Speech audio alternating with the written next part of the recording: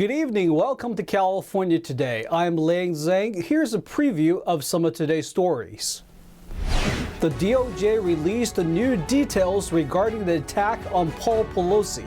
The suspect is charged with assault and attempted kidnapping.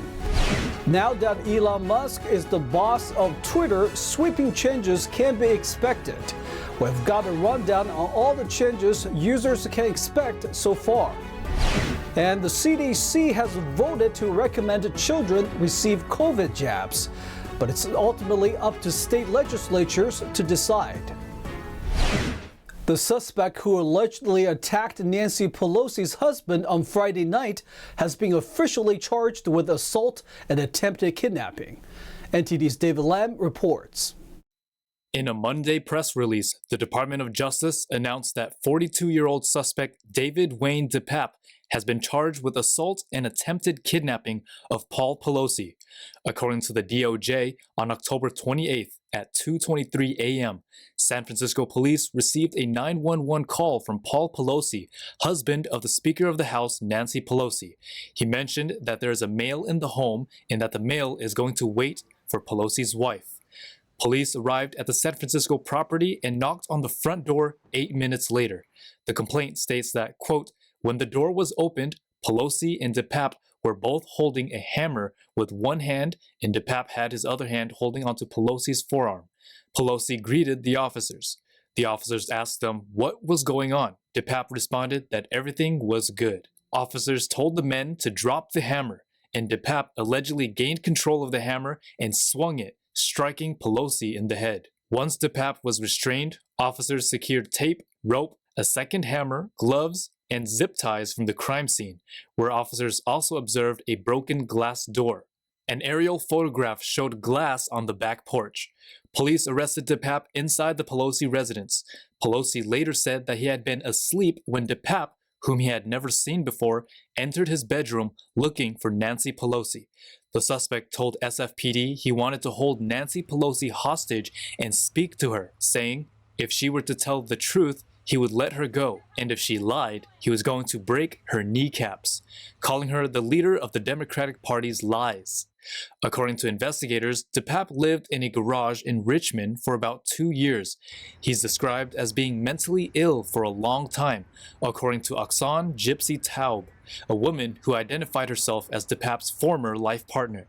Taub, a nudist activist, lived in Berkeley and told ABC7 they parted ways 7 years ago. DePape had never been particularly involved in politics, but appeared to share her left-wing views when they were involved. NTD spoke to neighbors of DePape's previous residence. We've seen him, he was with some little girl, as of recently, a month and a half ago, and then one of the children from inside this house, and they were, walking down the way. DePape is charged with 1 count of attempted kidnapping of a U.S. official and 1 count of assault on their immediate family member based on official duties, which may hold a maximum sentence of 50 years in prison. The case is under investigation. David Lam, NTD News, California.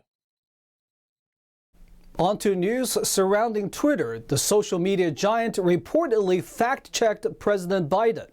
Users might soon have to pay for blue check marks and more. Here's a roundup of the latest developments. Twitter is seeing big changes after Elon Musk took possession of the social media platform last week.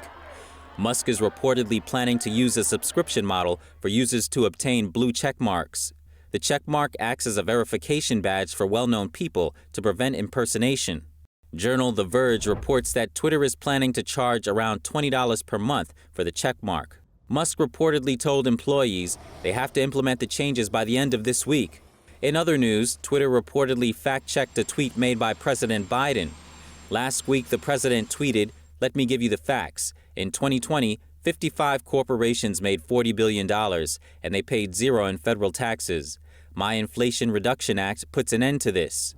However, Journal Red State and Fox News reported that Twitter added this note to the president's tweet, saying the Inflation Reduction Act imposed a minimum tax on corporations with average pre-tax earnings greater than $1 billion. Out of the 55 corporations the tweet references, only 14 had earnings greater than $1 billion and would be eligible under Biden's new tax law. NTD reached out to the White House for comment, but didn't hear back before broadcast.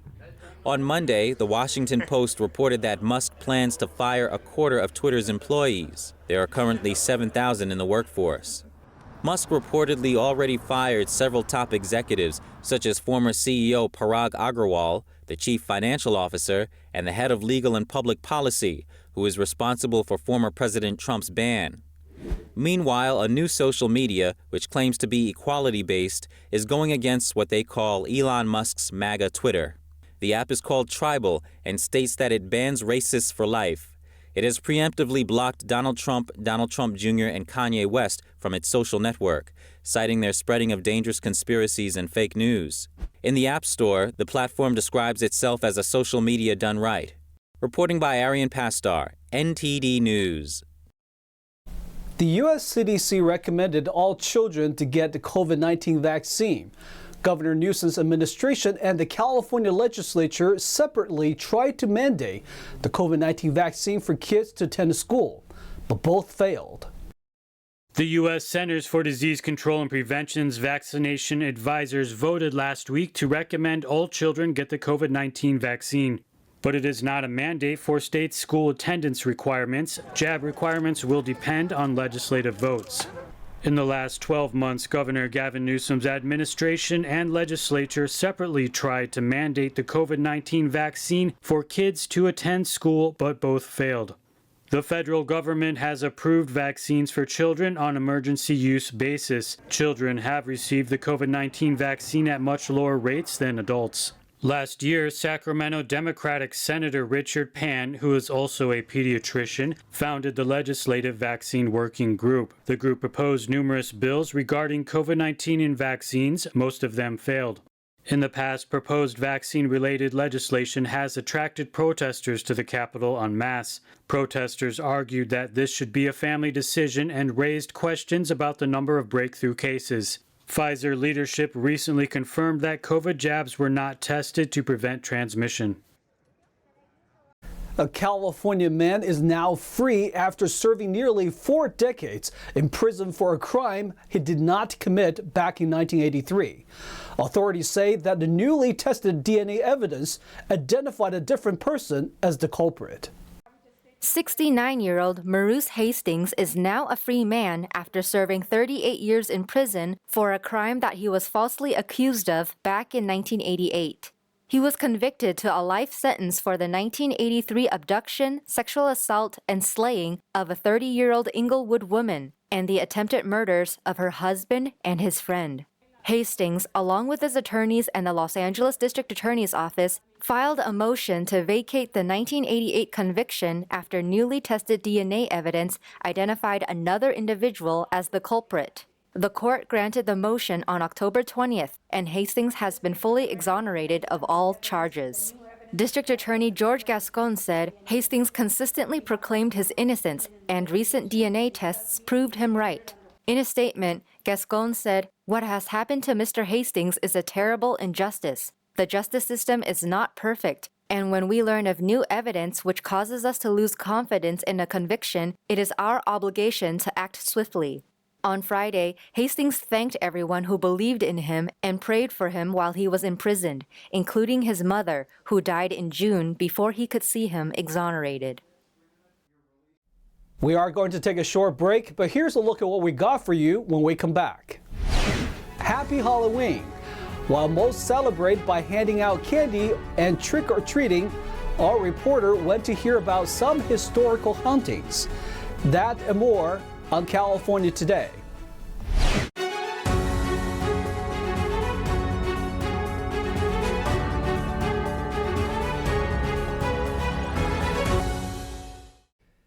California currently prohibits many forms of gambling, restricting it to only tribal lands. On the ballot for November's election is whether or not horse race betting and online sports betting will be allowed. A coalition of members speak up against it. The California Constitution and state law currently limits the gambling industry in the Golden State, but 2 propositions may change that. Proposition 26 changes California law to allow the state's privately operated racetracks and tribal casinos to offer sports betting, as well as in-person roulette, dice games, and sports wagering on tribal lands.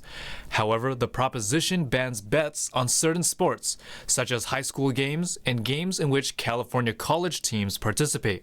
It also allows private lawsuits to enforce gambling laws. A coalition of community members with interests in law enforcement, local communities, and animal rights spoke out against the propositions in a virtual press conference Thursday. It is quite straightforward that we should not encourage gambling, especially sports betting, since it is detrimental to our society. The opponents say it's a massive expansion of gambling that will lead to issues such as more underage gambling, addiction, and strengthening the gambling monopolies. The odds are against you. And you wonder why the buildings of Las Vegas are so glamorous. Why did they have so much money? It's all from the gamblers. Prop 26 also allows for horse racetracks to offer in-person sports betting. One of the opponents of this measure, Horse Racing Wrongs, shared concerns over animal cruelty. Its executive director says since 2014, 870 horses were found dead at state tracks in California. He says others were killed at slaughterhouses after their racing career ended. They die of things like cardiovascular collapse, pulmonary hemorrhage, blunt force head trauma, broken necks. The vice mayor of Cupertino is against another proposal, Proposition 27, which allows licensed tribes or gambling companies to offer online sports betting over the internet and mobile devices to people 21 or older. And with online sports betting, the casinos will be in your home. The casinos will be in the bedroom of your young adults and our youth. Both propositions are on the ballot for the November 8th election, and if passed, a portion of the bets made will go towards the state. More information can be found at voterguide.sos.ca.gov. David Lamb, NTD News, California. And a happy All Hallows Eve to everyone. Though modern Halloween is a far cry from its historical origins, plenty of families still enjoy the opportunity to dress up and get some candy. For the holiday, NTD's Daniel Hall went to one California city where they put their spooky history on display. While haunted houses are a staple of Halloween entertainment, most of them are just for fun. But we're here in Pleasanton right now to hear from some locals about what they say are some real haunted historical sites. Pleasanton, California's Museum on Main holds multiple ghost walks during October. 2022 marks the 18th year the city has put on the event. Sarah Schaefer, executive director of the museum, talked about the locations and stand-in ghosts. We've been doing this for 18 years. This is a very fun way for our community to get into the Halloween spirit. We have 10 different haunted locations where we have actors presenting the ghost stories that we've compiled over the years, and that we have adult actors and high school actors from the Firehouse Art Center. And it's just a great way to learn the history of Pleasanton and also learn about our many haunted locations. It was the second building built. It was about 1864. These actors work to bring the ghosts to life, telling the stories of the spirits of people who are claimed to haunt the buildings. Sarah emphasized that the stories are all based on locals' encounters. A lot of times ghost walks can be people just making up stories and telling you the history, or you tour a graveyard, which is so great and interesting and spooky, but they're not always actually experienced hauntings. And so that's what we're telling in our ghost walk. Pleasanton's annual ghost walk began as a fundraiser. Rebecca Bruner, a board member for the museum, says she got the idea for the event after the museum heard stories of hauntings at certain locations. Found stories from stores, only downtown. And then we also, I brought ghost trackers and went out with them a number of nights till all hours in the morning. These places let us put up all of our equipment and we'd stay and see what we could get. Then we also brought psychics several times and got their stories about these haunted places. And that's how we put the stories together. She says the stores had to have some indication of ghost activity to be part of the ghost walk. Rebecca acts as the ghost of the museum and is the first ghost guests meet on the tour. Well, I've died and I'm still here as a ghost. That is the best evidence. No, not really. But we'd have fun with it. But the evidence that we've seen is pictures that sometimes, what you look at with the naked eye, looking out a window or whatever, someone takes a picture and something is looking back at you. Noises. One of the most active locations is said to be the Gay 90s Pizza Parlor. Some of the great stories are, I think that one of the first years we did it, I went to the Gay 90s and there was a new manager there and he said, I don't believe in ghosts. I said, that's fine, but we're going to be coming, just letting him know what the whole situation was. And I went back after the ghost walk and asked him how it went. And he said the very first morning of the ghost walk, he was in the restaurant by himself and he heard a woman's voice call his name. He looked around a little bit. There was nobody there. Shortly after that, there came knocking from the basement side of the basement door. He didn't go check it out. In a mirror at the pizza parlor, some say the word boo can be faintly seen but can't be wiped off. Others have claimed to see a lady in blue in a second-story window. Another location is the Pleasanton Hotel. During Ghost Walk, people have experienced things. So at the Pleasanton Hotel, for example, upstairs there is a woman who haunts that location named Lily, who was murdered allegedly in the late 1800s when that location was a hotel and saloon. And so she still haunts the upstairs, and people have captured her image in the mirror right where she was allegedly murdered. See, I came to Pleasanton in 1870, and I saw a lot of promise in this little town. See, there was the Transcontinental Railroad coming through here, a lot of hustle and bustle, a lot of money changing hands, and a lot of lonely gentlemen looking for a hauntingly good time. The story goes that one of her evening acquaintances was jealous of her meeting other men. So he got so enraged that he ended up pulling a knife on me. Now, this wasn't the first time I'd ever had a knife pulled on me. Kind of an occupational hazard, if you will. So I did what I always did. I pushed him off and I went running down this stairwell. Except on that night, it was just like any other night. That door was locked. Lily is said to have been murdered right in front of the mirror. So now I roam these halls causing nothing but trouble.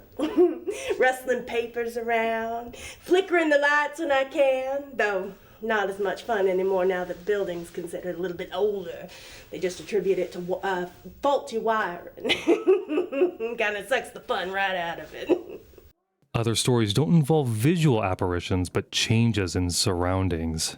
I know in some of the other haunted buildings, the railroad station, people have gotten locked inside, and the dentist office, people have gotten locked inside bathrooms and inside their offices.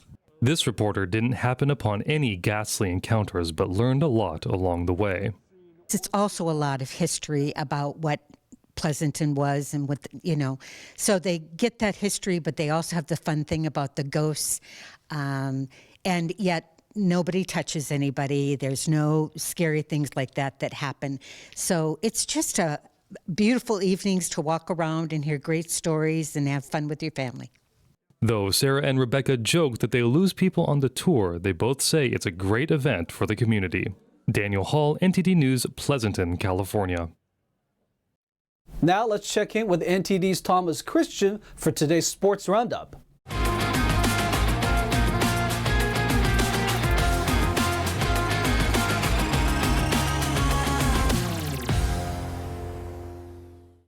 I'm Thomas Christian, giving you the California Today Sports Roundup. Christian McCaffrey had a passing, receiving, and rushing touchdown as the visiting 49ers continued their regular season dominance over the LA Rams at SoFi Stadium. McCaffrey had a 34-yard passing touchdown in the second quarter, a 9-yard receiving score in the third, and a 1-yard rushing TD in the fourth to seal San Francisco's 8th consecutive regular season victory over Los Angeles. Jimmy Garoppolo was 21 of 25 passing for 235 yards and 2 touchdowns for the 49ers. Matthew Stafford had a rushing and passing touchdown for the Rams, going 22 of 33 in the air for a season-low 187 yards. Cooper Kupp had 8 receptions for 79 yards and a touchdown for the Rams, but left with 1 minute and 2 seconds remaining after an ankle injury. 49ers 31, Rams 14. LeBron James scored 26 points, Anthony Davis added 23 to go with 15 rebounds, and the host Los Angeles Lakers beat the Denver Nuggets on Sunday night for their first win in 6 games this season. Lonnie Walker IV scored 18 points, as did Russell Westbrook, who came off the bench and also had 8 rebounds and 8 assists for Los Angeles. Nikola Jokic had 23 points and 14 rebounds to pace Denver.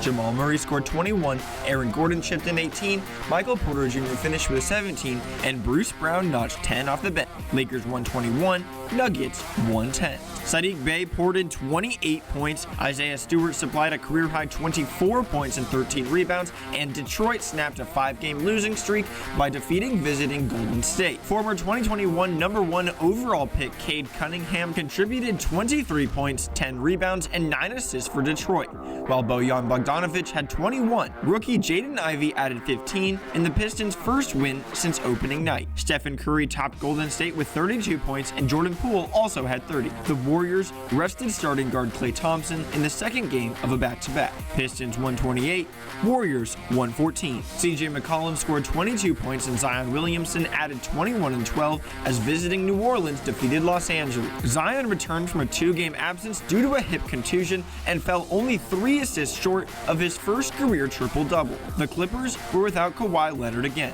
Pelicans 112, Clippers 91. And that's all for your California Today Sports Roundup.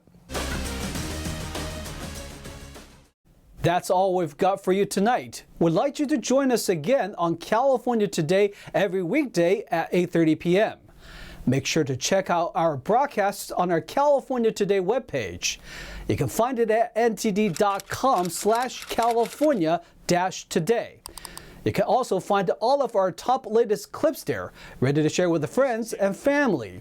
Send us a message on Twitter, Facebook, or Instagram, or through our email, california.today@ntd.com.